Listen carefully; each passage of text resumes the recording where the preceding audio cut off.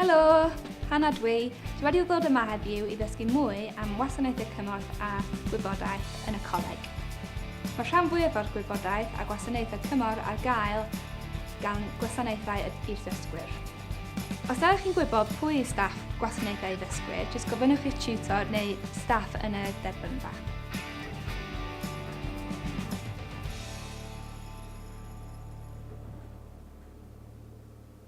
Helo, sut allai eich helpu chi? Mae fy ffrind yn dod i'r coleg yn mis Medi i wneud cwrs addysg bellach ac mae gan hi 3 o blant. Oes yna gyllid ar gael i dalu am ei chostau gofal plant? Oes, mae yna gymorth ar gael at gosta, ond ar gyfer dim mwy na 2 o blant. Mae yna ffurflenni gofal plant ar gael gan wasanaethau ddysgwyr. Pa dystiolaeth fydd ei angen ei ddarparu gyda'r ffurflen?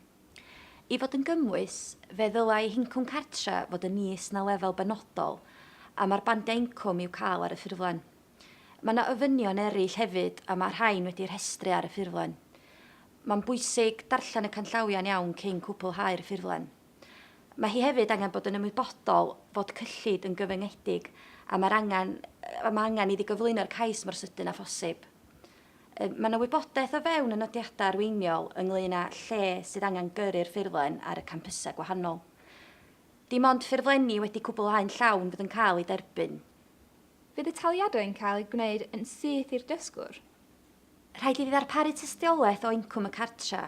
Mae rhain fel rheol yn cynnwys hysbysiad o dreth credyd, llythyr cymorth incwm, P60 neu 3 mis o slipiau cyflog. Mi allu gyfeirio at y ffurflen i weld pa dystiolaeth y gellir ei ddangos ar gyfer ei hamgylchiadau hi.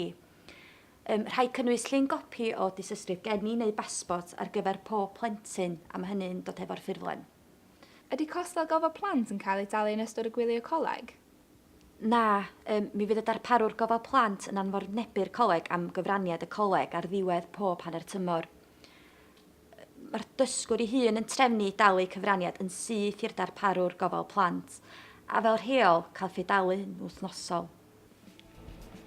Felly, gall cyllid fod ar gael i fyny at 2 blentyn os ydych chi'n cwrdd ar meini prawf a geir yn y nodiadau arweinol. Mae cyfanswm y dyfarniad yn dibynnu ar incwm y cartref ac mae'n gyllid yn brin, felly mae cyflwyno cais yn fuan yn hanfodol.